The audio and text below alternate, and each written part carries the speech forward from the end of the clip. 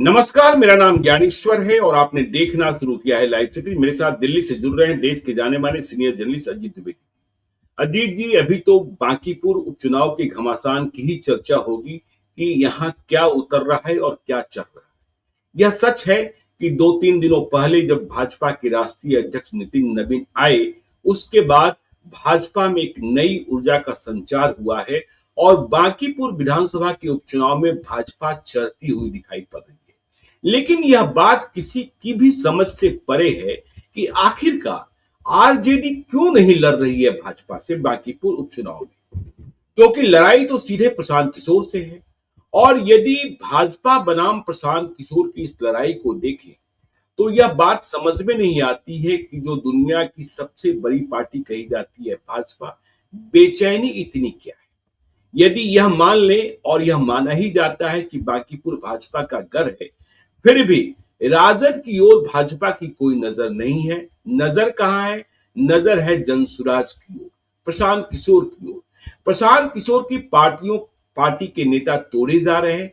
क्या तोड़ने की यह जो क्रिया प्रक्रिया चल रही है वह जीत का अंतर बढ़ाना है या फिर कोई बेचैनी है? यह समझने की बात है। और तेजस्वी यादव अब तक आज हम कह सकते हैं कि उपचुनाव से लापता हैं। उन्होंने कोई वीडियो संदेश भी नहीं जारी किया है कि बांकीपुर के उपचुनाव में मतदाताओं को करना क्या है।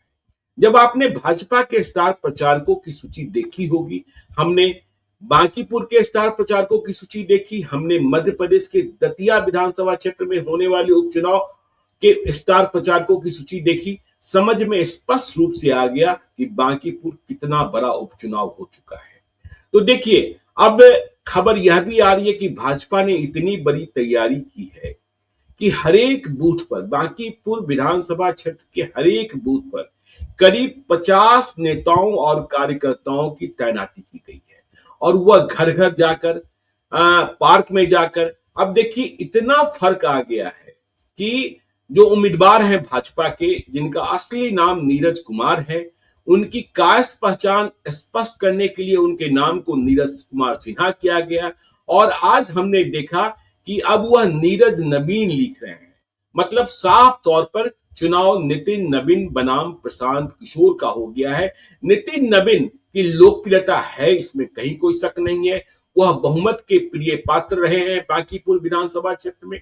और देखिए, बांकीपुर उपचुनाव की चर्चा जब से तेज हुई है और अब तो देखिए प्रमाण चढ़ता ही जा रहा है। बंटी यादव की हुई हत्या, बांकीपुर विधानसभा क्षेत्र के ही मतदाता कर बिगहिया, पहले उनका अपहरण किया गया, बाद में हत्या कर दी गई।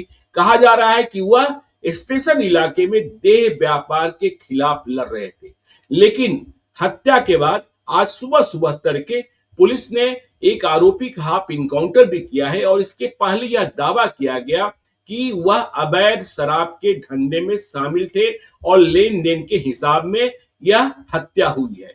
लेकिन इस पर भी प्रशांत किशोर ने आगे आकर कहा, आज वह दूसरी बार बंटी यादव के परिजनों से मिलने गए थे कि यदि बंटी यादव अवैध शराब के धंधे में लिप्त थे तो पहले उन पर हुए किसी मुकदमे को पुलिस दिखाए। यदि उन पर पहले से कोई मुकदमा नहीं था तो बाद में आप कैसे कह सकते हैं कि वह अवैध शराब के धंधे में लिप्त थे।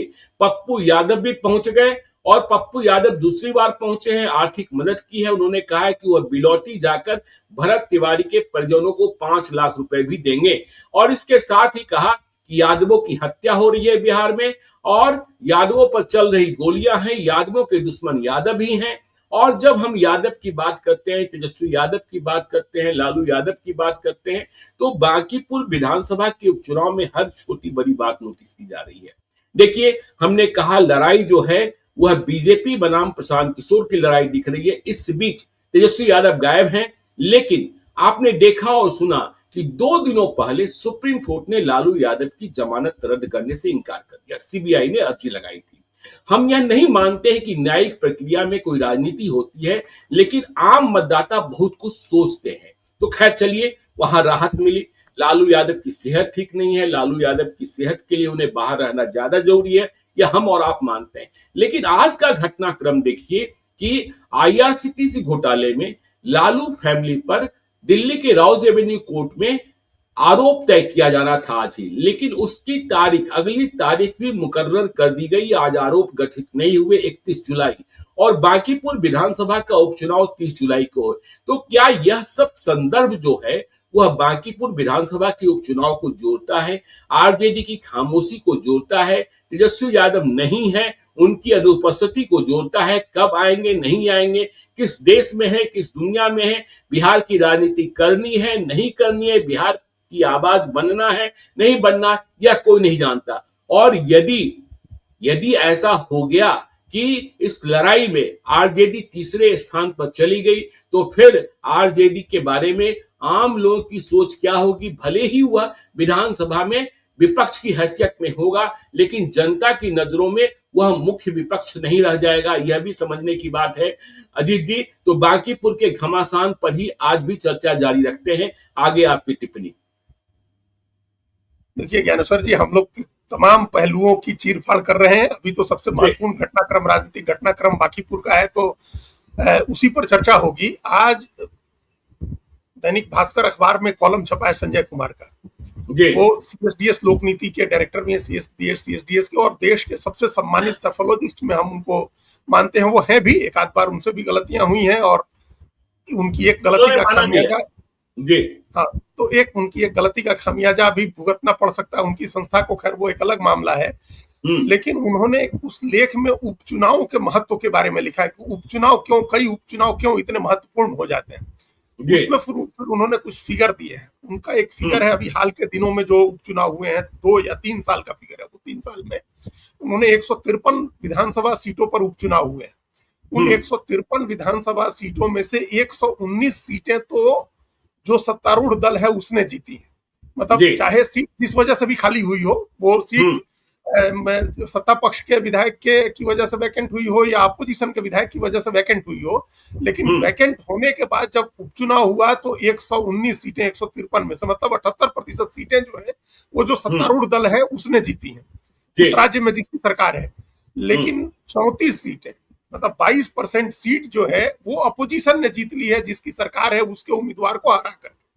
तो ये कोई मामूली आंकड़ा नहीं है ज्ञानेश्वर जी की। बाई इलेक्शन में जब सरकार की सारी मशीनरी लगती है, वहां उम्मीदवार सरकार के उम्मीदवार को हरा दे, सत्ता पक्ष के उम्मीदवार बाई इलेक्शन में हार जाएं, और वो भी 22% के करीब ऐसा हो पिछले 3 साल में कि जो मैं 153 में से 34 उम्मीदवार अपोजिशन के जीत गए। ये एक बड़ा नंबर है, बड़ा फिगर है। तो इस नजरिए से इस आंकड़े की रोशनी में हम लोग देखें कि जो बांकीपुर का उपचुनाव है वो उस 119 में जुड़ करके 120 बनाएगा या इस 34 में जुड़ करके 35 बनाएगा। बिल्कुल, सत्ता पक्ष जीतेगी या अपोजिशन यहाँ जीत जाएगा। अपोजिशन के जीतने का परसेंटेज 22% है, हम लोग 25% मानते हैं, मतलब 4 सीट में से 1 सीट अपोजिशन जीतती है बाई इलेक्शन। वो जो 4 में से 1 जीतता है वो निश्चित रूप से करिश्माई उम्मीदवार होता है। सिर्फ पार्टी नहीं जीत सकती है, या वो पार्टी किसी को उतार करके अपोजिशन किसी को उतार दे और चुनाव जीत जाए, ऐसा नहीं होता है। वही अपोजिशन का वही उम्मीदवार बाई इलेक्शन में जीतता है जिसका अपना कोई वजूद हो, या फिर हालात ऐसे सरकार के खिलाफ बने हुए। बिल्कुल। अब बिहार की बात अगर करें तो सरकार के खिलाफ कोई ऐसा माहौल नहीं बन गया है, क्योंकि सरकार तो बने हुए ही अभी 3 महीने हुए। ये सरकार सम्राट चौधरी को मुख्यमंत्री बने हुए अभी 3 महीने हुए, आज ही कल ही 3 महीने हुए 15 तारीख को। तो 3 महीने में कोई सरकार इतनी अलोकप्रिय नहीं हो जाती है, इतना कोई उससे विरोध नहीं पैदा हो जाता है। हाँ, 20 साल की सरकार, 20 साल से सरकार चल रही है, उसका एक बैगेज है, लेकिन 3 महीने की सरकार से ऐसी नाराजगी नहीं हो सकती है।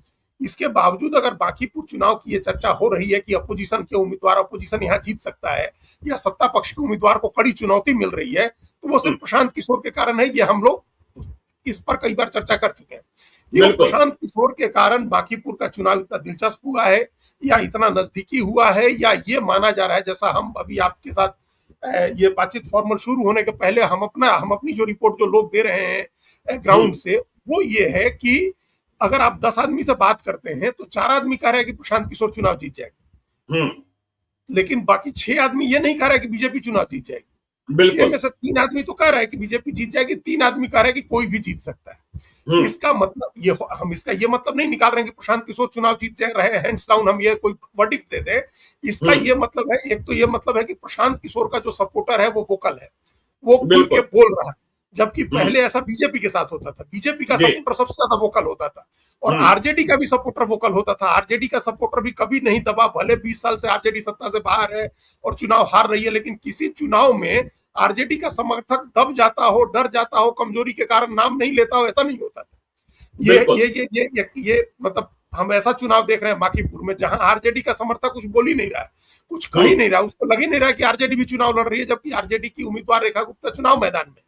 तो ये आरजेडी का चुनाव नहीं है, ये तो पहले दिन तय हो गया था और आपने कई पोस्ट की नॉमिनेशन के दिन से आप बता रहे हैं कि कोई आरजेडी का चुनाव नहीं है। और बीजेपी से भी ज्यादा वोकल उम्मीदवार, वोकल अगर समर्थक प्रशांत किशोर के हैं, तो इससे जो एक इन्फरेंस हम जो ड्रॉ कर रहे हैं, एक जो कंक्लूजन हम निकाल रहे हैं, वो ये है कि उसमें निश्चित रूप से बीजेपी के भी लोग हैं जो प्रशांत किशोर का समर्थन कर रहे हैं। वोट क्या करेंगे हम ये नहीं कह रहे, लेकिन सिर्फ प्रशांत किशोर का समर्थक इतना वोकल नहीं हो सकता है कि वो आकर के और एकदम से इस तरह से नंबर्स बढ़ा दे और कहे कि प्रशांत किशोर जीत रहे हैं, सोशल मीडिया में उनका माहौल बना दे।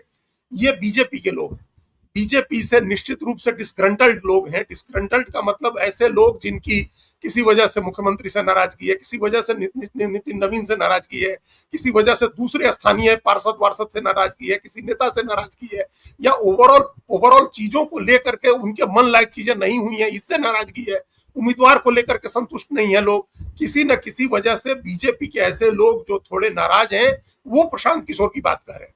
अब यहाँ जो दूसरा जो हमने रीड किया इलेक्शन को, वो ये लग रहा है कि भारतीय जनता पार्टी का समर्थक पहली बार हम देख रहे हैं, मतलब अभी इस पिछले नवंबर के चुनाव के बाद ये पहला ही चुनाव आ रहा है और उसमें इतना आर पार की लड़ाई हो रही है, उसमें उसको ये चिंता नहीं है कि हम अगर वोट बीजेपी को नहीं देंगे तो आरजेडी जीत जाएगी, या आरजेडी को कोई लाभ हो जाएगा प्रदेश के स्तर पर चुनाव में, या उसको कोई मनोवैज्ञानिक बढ़त हो जाएगी, उसके बारे में धारणा के स्तर पर कोई लाभ हो जाएगा, उसको ये खतरा नहीं दिख रहा है। पहली बात तो ये और ये बड़ी बात है, इससे धारणा प्रभावित होती है। अगर उसको लग रहा है कि हमारा एक वोट जो है आरजेडी की ताकत नहीं बढ़ा रहा है अगर हम नहीं देते हैं। फिर दूसरा जो एक वो रीडिंग है वहां के लोगों की, वो ये है कि बीजेपी के समर्थक ये मान रहे हैं कि प्रशांत किशोर भी अपने ही है। तो ये जो धारणा बनी है, ये दो धारणा है कि एक तो प्रशांत, हम अगर वोट नहीं देते हैं बीजेपी को तो आरजेडी थोड़े जीत रही, नहीं देंगे तो आरजेडी को कोई थोड़े फायदा हो रहा है, हम तो बीजेपी का जो है सो है। और दूसरा प्रशांत किशोर भी अपने ही है, प्रशांत किशोर कौन से बाहर के, ये बीजेपी का सपोर्टर वर्ग जो है उसमें के लोग हैं। तभी जो नंबर्स हैं, बात करिए इंडिविजुअल लोगों से, भाई जो लोगों ने बात किया हो, कोई सैंपल साइज बहुत बड़ा नहीं है कि 1000 आदमी से या 500 आदमी से, हमने इसलिए 10 आदमी की फिगर बताया, 10 आदमी का बताया, उसमें 4 आदमी वोकल होकर कह रहे हैं कि प्रशांत किशोर चुनाव जीत जाएंगे, तो वो बीजेपी का लोग है। हो सकता है कि अंत आते आते उसका आइडिया बदल जाए, हो सकता है अंत आते आते वोट देने जाए तो जाकर के कमल छाप कहीं बटन दबा दे, लेकिन अभी जो वर्ग वोकल होकर के बोल रहा है, प्रशांत किशोर का समर्थन कर रहा है, उसमें एक बड़ा वर्ग जो है वो बीजेपी का समर्थक रहा है। ये बीजेपी के लिए डैमेजिंग है, ये दोनों बातें बीजेपी के लिए डैमेजिंग है और इस धारणा को बदलना होगा। 3 चीजें बदलनी होंगी। पहले जो तीनों चीजें हमने कही कि आरजेडी का समर्थक बोल नहीं रहा है, आरजेडी लड़ाई में नहीं दिख रही है, ये बीजेपी के लिए ठीक बात नहीं है। मतलब अगर वो भी लड़ाई में हो और त्रिकोणात्मक लड़ाई हो तो ये तय मानिए कि आरजेडी भी अपोजिशन का ही वोट काटेगी, बीजेपी का विरोधी वोट काटेगी। तो एक वो है, वो एक चिंता की बात हो सकती है बीजेपी के लिए कि आरजेडी एकदम हाशिए में है। दूसरी चिंता की बात यह है कि बीजेपी समर्थक ये सोच रहा है कि हम एक वोट नहीं देंगे या हम प्रशांत किशोर को दे देंगे तो आरजेडी को कोई फायदा नहीं है। तीसरी बात यह है कि बीजेपी का समर्थक वोकल होकर के ये कह रहा है कि प्रशांत किशोर भी अपने ही है। तो इन परसेप्शन के स्तर पर इन तीनों चीजों को बीजेपी को काउंटर करना होगा। अगर समय रहते काउंटर नहीं की और ये धारणा जोर पकड़ती चली गई, क्योंकि हमको नहीं लग रहा है कि बीजेपी प्रशांत किशोर का आदमी इन तीनों धारणाओं का खंडन करेगा। प्रशांत किशोर के जो लोग हैं, उनका जो नैरेटिव बनाने की ताकत है, वो इसका खंडन करने नहीं जाएंगे कि हम बीजेपी के ही आदमी हैं। उनको लगेगा, उनको ठीक ही लगेगा कि बीजेपी वाले अगर मान रहे हैं हमको अपना तो मानते रहे। और ये इस बात को अगर आरजेडी के लोगों ने कहना शुरू कर दिया, किसी टाइम चुनाव प्रचार में आए तेजस्वी यादव और कहना शुरू कर दिया कि प्रशांत किशोर बीजेपी के ही आदमी है, तो वो और स्टैब्लिश हो जाए। तो ये इसको जो आप कह रहे हैं उसी बात को हम आगे बढ़ा रहे हैं। देखिए, जो प्रत्याशी हैं नीरज सिन्हा, जो नीरज नवीन लिखना प्रारंभ कर चुके हैं, वह कायस्थ है। और देखिए, कायस्थों में कहा जाता है जो रिश्ते नाते होते हैं वह कद्दू के लत्तर की तरह होते हैं। बिल्कुल। तो वो लत्तर वाले रिश्ते नाते नहीं निकल रहे हैं और यह मान लिया गया है कि बांकीपुर विधानसभा की जो सीट है कायस्थ की है। जो आपने कहा ना कि बीजेपी वाले भी मान रहे हैं कि प्रशांत किशोर अपने ही हैं, तो गैर कायस्थ मतों में जो गोलबंदी हो रही है वह भाजपा के लिए खतरनाक है, वह भाजपा के लिए, और भाजपा के वोट बैंक में ही सेंधमारी है। आप यदि ब्राह्मणों से बात कर ले, ब्राह्मण को लग रहा है कि जब कायस्थ अपना नेता चुन सकते हैं तो ब्राह्मण क्यों नहीं चुन सकता है, हाँ? और फिर आप देख लीजिए, भूमियारों से बात कर ले, आज पटना में परशुराम वंशियों का एक सम्मेलन भी होने जा रहा है चाणक्य होटल में, जहां विवेक ठाकुर भी होंगे, संजय झा भी होंगे, सीपी ठाकुर भी होंगे। तो उन्हें लग रहा है कि ब्राह्मण भूमियार कहां दूर है, राजपूतों की नाराजगी अलग है। और फिर देखिए जब स्लम एरिया में चलिएगा तो वह न तो बहुत नितिन नवीन को जानते हैं, न वह नीरज सिन्हा को जानते हैं, न वह प्रशांत किशोर को जानते हैं। लेकिन उन स्लम एरिया में एक चर्चा हो रही है, ये कौन आदमी है नया प्रशांत किशोर, जिससे सब लोग डर रहे हैं। क्यों डर रहे हैं इससे, क्या इसको वोट दिया सकता है? तो प्रशांत किशोर से सब डर रहे हैं, यह बात भी उनके पक्ष में जाती हुई दिखाई पड़ रही है। इसलिए हमने ही कहा कि पहले ही कहा कि जनसुराज के नेताओं को तोड़ने की क्या जरूरत है? क्या आपको डर है या जीत का अंतर बढ़ाना चाहते, यह समझने की बात है, और इस पर आपकी स्पष्ट टिप्पणी आवश्यक है अजीत जी। नहीं, देखिए हम लोगों ने इस पर कहा था, और एकदम जिस दिन पहले दिन जब आपने बताया कि ये लोग केसी सिन्हा और इनके जो एक बिट्टू सिंह के जाने की खबर बताई थी आपने 2 दिन पहले जब हम लोग डिस्कस कर रहे थे, तो हमने इस बात को कैटेगोरिकली कहा था कि ये चीज जो है वो बीजेपी के लिए नुकसानदेह हो सकती है, क्योंकि आप ये लग रहा है कि अगर आप चुनाव जीत रहे हैं, इतना भारी पलड़ा है आपका, ये हमने यही कहा था, पलड़े वाली बात, तराजू के पलड़े वाला रूपक हमने यूज किया था, तो फिर क्यों आप उस पर छोटे छोटे 50 ग्राम 10 ग्राम 20 ग्राम का बटखारा और डालना चाह रहे हैं, जब आपका पलड़ा इतना भारी है, जब आप इतने भारी हैं तो क्यों आप डाल रहे हैं? इससे एक मैसेज आ रहा है कि आप घबराए हुए हैं, डेस्परेशन में है, प्रशांत किशोर ने आपको चिंता में डाला हुआ है, इसलिए आप प्रशांत किशोर के लोगों को तोड़ रहे हैं।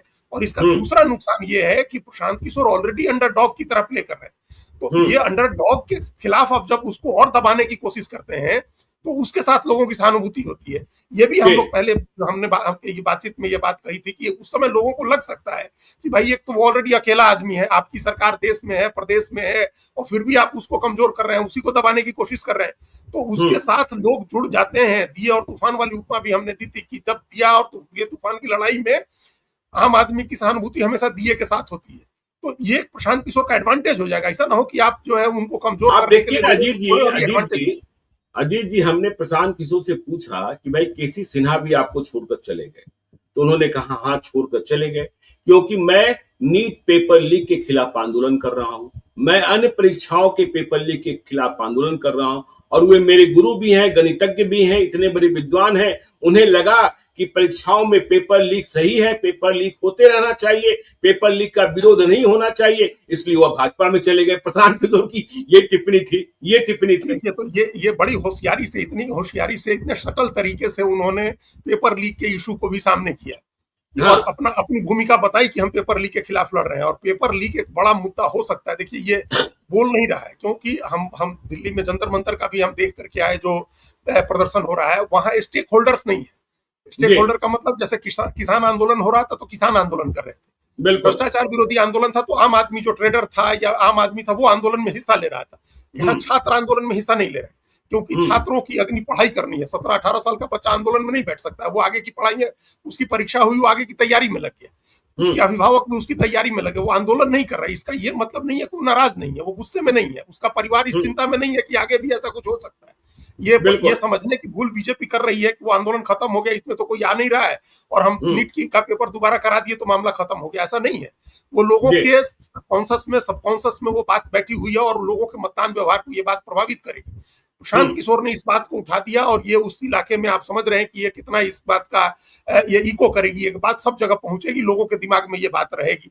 और ये भी बता दिया कि केसी सिंह के साथ कोई मतभेद जो है वो छात्रों के और आम लोगों के, उसको केसी सिन्हा के साथ जो मतभेद है वो इस वजह से है। ये देखिए ये उनकी होशियारी है, ये ताकत है उनकी कि वो इन चीजों को इतने सटल तरीके से ले आ देते हैं डिस्कोर्स, इतने सटल तरीके से। वो हो सकता था बुरी बात भी कर सकते थे, लेकिन वो नहीं कर रहे क्योंकि उनके गुरु हैं, तो उन्होंने अपनी भूमिका बताई, उनकी भूमिका बताई। ये भी इशू बनेगा, तो मुद्दों पर भी रहना चाहिए। जो आपने कहा, देखिए बिहार के चुनाव में सबसे इंपॉर्टेंट फैक्टर वो है जो आपने कहा, तो गैर यादव सवर्ण वोटों में अगर ये सोच आ गई, जो हम कह रहे हैं, जो ये मानने लगे कि प्रशांत किशोर भी अपने ही हैं, तो फिर जी। उसको बीजेपी कैसे रोकेगी? उसको बीजेपी नहीं रोक सकती है।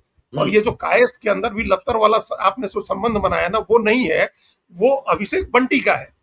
तो अगर बिल्कुल। अभिषेक बंटी के परिवार के लोगों के वीडियो जा रहे हैं, ऐसी खुशियां मनाई जा रही है, टिकट मिलने के बाद वो अपने माता पिता के चरणों में अपना सिर रख करके और उनके आशीर्वाद ले रहे हैं, ये एक इमोशनल वीडियो है, और उसके बाद उनकी टिकट कट गई है। तो अगर उनके आसपास के लोग, वो स्वयं अगर वो भूमिका नहीं निभाते हैं, कुछ ना कुछ लोगों को तो नाराजगी होगी ना इस बात को लेकर के, तो वो कितना कितना वोट को इफेक्ट करेगा हम नहीं कह रहे हैं, लेकिन वो भी धारणा एक प्रभावित हुई है उनको हटा करके इनको ले आने से। और इन जब इतना अपनी आइडेंटिटी आपको वो फोर्स करनी पड़े लोगों पर, तो इसका भी एक मतलब है कि आपका अपनी जो आइडेंटिटी है उसमें भी लोग आपको ओन नहीं कर रहे हैं। बिल्कुल। भले नहीं कर रहे हैं, लेकिन आपको ओन नहीं कर रहे हैं। तो ये भी एक नुकसान की बात हो सकती है आगे चल के। तो ये जो और देखिए, कास्ट का अभिषेक बंटी की आपने चर्चा की अजीत जी, अभिषेक बंटी अब साथ में दिखाई पड़ रहे हैं नीरज सिन्हा के, और देखिए वह झंडा टांगते हुए भी दिखाई पड़ रहे हैं। हमने आपको बताया है कि एक एक बूथ के लिए 50-50 नेताओं कार्यकर्ताओं की तैनाती की गई है, और झंडों से पाटा जा रहा है बांकीपुर के हर इलाके को, और जहां जन सुराज के झंडे लगे हैं वहां कहा जा रहा है इस झंडे को उतार लीजिए, इस झंडे को उतार लीजिए। तो देखिए, कह देना, चूंकि आप स्थानीय हैं, प्रभावी हैं, आपकी सरकार है, झंडे उतार भी लेंगे, लेकिन झंडे उतार लेने का मतलब यह नहीं है कि आपका वोट हो गया। आज हमने अभिषेक बंटी के कई वीडियोस देखे कि साथ में कोई विधायक जी भी हैं, जाके बिजली के पोल पर या किसी के बंद घर के बाहर भी झंडा टांग दे रहे हैं। लेकिन चुनाव में जब हवा बहती है तो फिर हवा के साथ और हवा के खिलाफ, यह दोनों बात देखी जाती है। हाँ, बिल्कुल बिल्कुल होती है। और उनको वो अपने, जब उन्होंने कह दिया पार्टी के समर्पित कार्यकर्ता हैं, तो समर्पित कार्यकर्ता की तरह काम कर रहे हैं। जी। लेकिन झंडे उतरवा भी देंगे वो तो लोगों के, जो अगर लोगों ने मन बना लिया होगा चुनाव में, एक बड़ा बड़ा तबका तो मन बना चुका है ज्ञानेश्वर जी। अब थोड़े से लोग ही हैं जो अनडिसाइसिव हैं, जो थोड़ा और देखेंगे कैंपेन और या चुनाव के दिन तक मन बनाएंगे। उसमें बीजेपी के समर्थक भी हैं, उसमें आरजेडी के समर्थक भी हैं। प्रशांत किशोर को जिसको वोट देना है, जो वर्ग प्रशांत किशोर को वोट देना चाह रहा है, उसने अपना मन बना लिया है सर, वो नहीं बदलेगा। चूंकि प्रशांत किशोर के अंदर उसने कुछ देख करके अपना मन बनाया। नहीं, एक बदलाव देखिए, एक बदलाव देखिए ना, प्रशांत किशोर का खौफ देखिए, बदलाव देखिए, या प्रशांत किशोर की राह पर चलना आपकी मजबूरी हो गई।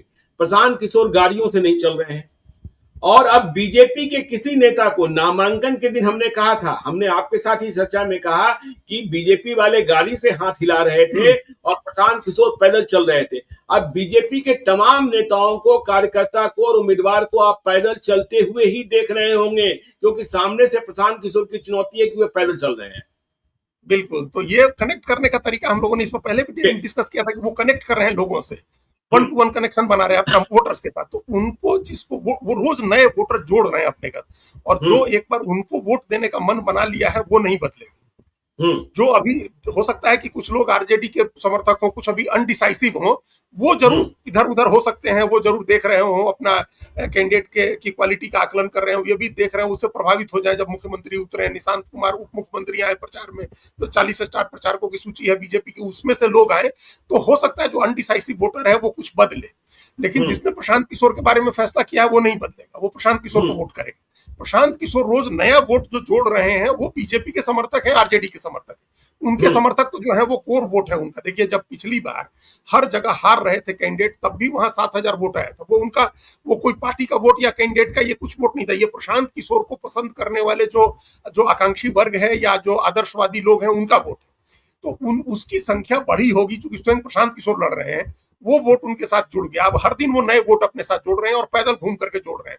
यही बीजेपी की चिंता की बात है। बीजेपी को आपने ये जो कहा ना कि वोटर चुनाव जीत हार का मार्जिन बढ़ाना है या जीत सुरक्षित करनी है, हमको अभी लग रहा है कि जीत सुरक्षित करनी है ज्ञानेश्वर जी बीजेपी को। जीत अभी भी दिख रहा, अभी भी एडवांटेज नंबर्स के हिसाब से, प्रबंधन के हिसाब से बीजेपी को है, उसमें कोई बिल्कुल। और ये भी नहीं है कि सरकार के खिलाफ 3 महीने में कोई ऐसी एंटी इनकम्बेंसी पैदा हो गई है कि लोग चोटी बांध करके जाएंगे कि हरवा देना, वैसा भी कुछ नहीं है। बल्कि एक तरह से भी सरकार के प्रति सद्भाव ही है, कास्ट के हिसाब से भी देखें और कामकाज के हिसाब से। इसके बावजूद प्रशांत किशोर के लड़ने की वजह से इलेक्शन ऐसा हो गया है कि बीजेपी की प्राथमिकता अपनी जीत सुनिश्चित करनी है, सुरक्षित करनी है कि चुनाव जीत जाए, चाहे कैंडिडेट 5,000 से जीते, 10,000 से जीते, चुनाव जीत जाए। कोई ऐसा फियास्को ना हो जाए कि चुनाव हार जाए नितिन नवीन की सीट पर उनका उम्मीदवार। और ऐसा कई बार हो चुका, और पहले भी हमने जो संजय कुमार का आंकड़ा दिया, 22% सीटों पर सत्तारूढ़ दल हार जाता है। जिसकी सरकार होती है उसका उम्मीदवार उपचुनाव में हार जाता है। 153 में से 34 सीटें हारा हुआ है पिछले 3 साल में। तो ये कोई हैरानी की बात नहीं होगी, हो जाए, हम लोग बड़ी सीटों की भी बात कर चुके हैं। इसलिए बीजेपी की अभी सारी चिंता, जितनी मेहनत है, वो सारी मेहनत इसलिए है कि जीत सुनिश्चित हो जाए। इसी के लिए 40 लोगों की इतनी बड़ी जो स्टार प्रचारकों की सूची बनने, तो उपचुनाव में कौन स्टार प्रचारक की सूची बनती है और क्या बड़ा कैंपेन होता है उपचुनाव में जिसके लिए इतनी बड़ी सूची बनाई गई। बिल्कुल, उपचुनाव यही में से स्टार जी प्रचारकों का बिल्कुल तो एक ही काम होता है, चुनाव हो चाहे उपचुनाव हो, ज्ञानेश्वर जी। स्टार जी प्रचारक तो इसलिए बनाए जाते हैं ना कि उनका खर्चा चुनाव के कैंडिडेट के खर्चे में नहीं जुड़ेगा। बिल्कुल तो कितना बिल्कुल खर्चा करना है आपको भाई, कितना खर्चा करना है आपको कि 40 स्टार प्रचारक भी बना दिए हैं कि वो लोग आएंगे और कैंडिडेट में खर्चा नहीं जुड़ेगा। यहीं से चलता है राजद की ओर। हमने प्रारंभ में ही कहा राजद चुनाव लड़ते दिखाई नहीं पड़ रहा है, तेजस्वी यादव गायब हैं और इधर जब कोर्ट से रिलीफ मिल रहे हैं तो लोग उसे भी माप तौल रहे हैं। और बिल्कुल देखिए, आप यदि सोशल मीडिया भी देखेंगे आरजेडी का, तो वहां भी आपको नहीं दिखेगा कि बांकीपुर विधानसभा उपचुनाव में आरजेडी जो है अपने प्रत्याशी रेखा गुप्ता के लिए बहुत मजबूत बैटिंग कर रही है या बीजेपी से लड़ रही है। वहां तो एक अलग रार छिड़ा हुआ है, एक अलग सुर छिड़ा हुआ है, नीतीश कुमार को पागल दिखाओ। आपने देखा ही, एक पोस्ट लिखा गया, पोस्ट किया गया, जिसमें नीतीश कुमार चेयर पर बैठे हैं, सामने उनके पुत्र निशांत कुमार खड़े हैं और जिस तरीके से लिखा गया व्यंग्यात्मक भाषा में कि ऐसा बताया गया कि नीतीश कुमार पागल हो गए हैं। उन्हें पता ही नहीं है कि वह मुख्यमंत्री की कुर्सी छोड़ चुके हैं, उन्हें पता ही नहीं है कि निशांत कुमार मंत्री बन चुके हैं, उन्हें पता ही नहीं है कि वह दूसरे आवास में रह रहे हैं, उन्हें पता ही नहीं है कि सम्राट चौधरी मुख्यमंत्री बन गए। तो ये सब जग हसाई वाले पोस्ट जो हैं, इस तरीके व्यंग्यात्मक पोस्ट जो और भी हैं, वह तो राजद को ही नुकसान पहुंचाएगा कि आप सम्राट चौधरी या नितिन नवीन या बांकीपुर विधानसभा के उपचुनाव की चर्चा नहीं कर अब भी नीतीश कुमार के पीछे ही लगे हैं। ठीक है, ज्ञानेश्वर जी उस पर करेंगे। उसके पहले एक छोटी टिप्पणी, जो आपने कहा पहले ना कि जो राहत मिल रही है, उस राहत को निश्चित रूप से रीड किया जा रहा होगा और बीजेपी एकदम चाह रही होगी, किसी हाल में चाह रही होगी कि यादव का वोट रेखा गुप्ता को ही मिले जो आरजेडी की कैंडिडेट है। बीजेपी अपने लिए तो नहीं एक्सपेक्ट कर रही है कि बीजेपी को वो वोट मिलेगा, तो वो वोट बट जाए। वो अगर एंटी बीजेपी वोट है तो वो आरजेडी को ही जाए, प्रशांत किशोर को नहीं चला जाए, क्योंकि उससे प्रशांत किशोर की ताकत बढ़ेगी।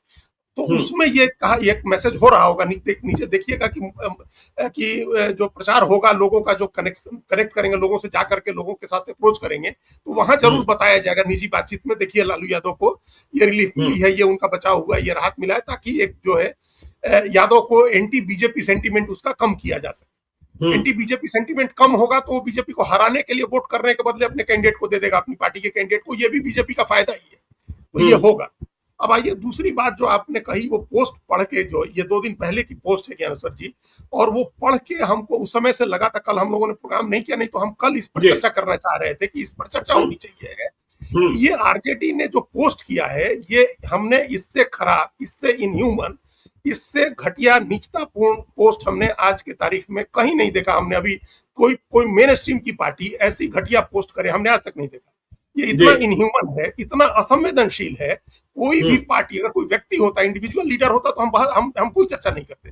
ये पार्टी ने पोस्ट किया है जिसमें एक व्यक्ति के, जो 20 साल मुख्यमंत्री रहा है प्रदेश का, उस व्यक्ति के भूलने की बीमारी का मजाक उड़ाया गया है। आप सोच सकते हैं कितना इनह्यूमन है, कितना इनह्यूमन है। कोई भी, आप मुख्य नीतीश कुमार छोड़ दीजिए, किसी भी व्यक्ति को अगर भूलने की बीमारी है, वो भूल गया कि वो क्या था पहले और आज क्या है, तो आप इसका मजाक कैसे उड़ा सकते हैं? ये इससे ज्यादा खराब, इससे घटिया, निचतापूर्ण बात नहीं हो सकती है। ये देखिए, ये हमको एक कहानी याद आई जब हमने देखा ये कि हिंदी के सबसे बड़े कवि तो थे ही सूर्यकांत त्रिपाठी निराला, हिंदी छोड़िए, हिंदुस्तान के सबसे बड़े कवि थे, सर्वकालिक महान कवियों में से हैं। हम उनको रविन्द्रनाथ टैगोर की श्रेणी के कवि थे सूर्यकांत त्रिपाठी निराला, और बाद के दिनों में वो सिजोफ्रेनिक हो गए थे, एक मानसिक बीमारी होती है, सिजोफ्रेनिक हो गए थे। उनको बनारस में कविता पढ़ने के लिए कहा गया, वो खड़े हुए तो उन्होंने कविता के बदले कहना शुरू किया कि उन दिनों की बात है जब हम क्वीन विक्टोरिया को अंग्रेजी पढ़ाया करते थे। तो अब इस बात का कोई मजाक नहीं उड़ाता है, सिजोफ्रेनिक थे, वो चीजें भूल गए थे, तो इसके लिए सूर्यकांत त्रिपाठी निराला का मजाक नहीं उड़ाया जाता है। ये इस उम्र में जाकर के, एक सर्टेन उम्र में जाकर के, या किसी और दूसरी वजह से बीमार होकर के, कोई भी व्यक्ति किसी मानसिक व्याधि का शिकार हो सकता है, उसको भूलने की बीमारी हो सकती है। आप उसका मजाक उड़ाएंगे उस व्यक्ति का इस बात के लिए कि वो भूल गया या उसी समय में अटक गए, वो अभी उनको बार बार आता होगा ये कि हम अभी मुख्यमंत्री हैं, ये ऐसी बीमारी है जिसको उनको लगता होगा, तो आप इसका मजाक उड़ाएंगे। ये बेहद ही इनह्यूमन, और हमको पता नहीं, पढ़ने के बाद लगा कि ये कैसे पोस्ट हो सकता है। फिर लगा कि हो सकता है कि जब किसी के संज्ञान में आए, आरजेडी के किसी समझदार व्यक्ति के संज्ञान में आए तो वो हटा ले। जी लेकिन वो पोस्ट आज तक मौजूद है, पोस्ट उस पर सोशल मीडिया में, और 1.5 लाख लोगों ने उस पोस्ट को देखा है। 1,56,000 वोट जब हम लोगों ने देखा जब हम लोग बात कर रहे हैं। ये इससे इनह्यूमन, इससे इनसेंसिटिव, इससे बुरी बात हमने आज अभी तक किसी party as a whole party की तरफ से किसी इंडिविजुअल के बारे में, किसी व्यक्ति के बारे में हम आज तक नहीं देखे। यही कारण है, आरजेडी की दुर्दशा में ऐसी चीजों का भी बड़ा योगदान है। ऐसी तो दुर्दशा है पार्टी की जिसमें आप चुनाव हार रहे हैं, उसमें बड़ा हाथ है इस बात का। आप नीतीश कुमार का इस बात के लिए मजाक उड़ा रहे हैं कि वो भूल जा रहे हैं कि अब मुख्यमंत्री पद से हट गए हैं। और इसका पहलू अगर आप देखें कि ये ठीक है, आपने एक्सेप्ट किया ना कि वो बीमार है और वो भूल जा रहे हैं, तो ऐसी स्थिति में क्या आप चाहते थे कि उन्हीं को मुख्यमंत्री रखा जाए? बिल्कुल जब वो ऐसी स्थिति में पहुंच गए हैं तो आप तो निश्चित रूप से उनको मुख्यमंत्री नहीं रखा जाना चाहिए ना। फिर अगर इस आधार पर उनको हटाया गया तो आप कैसे उनके हटाने का विरोध करते हैं, या उनके हटाने पर कैसे सवाल उठा सकता है कोई भी व्यक्ति अगर वो इस स्थिति में पहुंच गए हैं? तो ये दोनों तरह से बीजेपी आरजेडी के लिए नुकसानदेह है। आप एक तरफ कह रहे हैं कि उनकी मानसिक स्थिति ऐसी है, तो फिर आप एक्सेप्ट करिए कि ठीक है, तो हटाना उनको ठीक था, उचित था कि हटा दिया गया, बिहार के भले के लिए उनको हटाया गया। और जब नीतीश कुमार हटे तो उसके बाद जो सेकंड बेस्ट व्यक्ति होगा या सेकंड नंबर 2 व्यक्ति होगा वही तो सीएम बनेगा। नीतीश कुमार हटे तो ऐसा तो है नहीं कि नीतीश कुमार के बेटे के चेहरे पर वोट मांगा गया था कि नीतीश कुमार हटे तो उनके बेटे को बना दिया जाए। तो ये आप अपने लिए भी एक गलत, मतलब आपका अपना ही नैरेटिव खराब हो रहा है। और दूसरा, मानवीय दृष्टिकोण से बेहद घटिया पोस्ट है वो। अभी भी अगर इन लोगों को सद्बुद्धि भगवान दे तो ये लोग उस पोस्ट को हटाए, माफी मांगे। हालांकि पता नहीं क्यों जेडीयू के लोग भी कोई इस बात को नहीं उठा रहे हैं। उनको भी अपने नेता के सम्मान की, और नेता के सम्मान की बात छोड़िए, व्यक्ति के गरिमा का ख्याल जेडीयू बीजेपी के लोगों को भी नहीं है कि जो इस बात पर आरजेडी को लोग घेरें, इस बात के लिए आरजेडी की लानत मलानत करें। बिल्कुल। तो चलिए, हम लोग बांकीपुर की चर्चा आगे भी जारी रखेंगे, क्योंकि अभी तो बांकीपुर में ही घमासान है। बंटी यादव की चर्चा छूट गई, लेकिन बंटी यादव की चर्चा भी आगे के कार्यक्रम में हम लोग करेंगे। तो देखते रहिए लाइव सीरीज को। यदि अब तक आपने हमारे यूट्यूब चैनल लाइव सीरीज को सब्सक्राइब नहीं किया है तो जरूर कर लीजिएगा, और इस वीडियो को आप फेसबुक पेज के माध्यम से पेज को लाइक कीजिएगा। हैंडल एक्स पर भी हमें फॉलो कीजिए। धन्यवाद।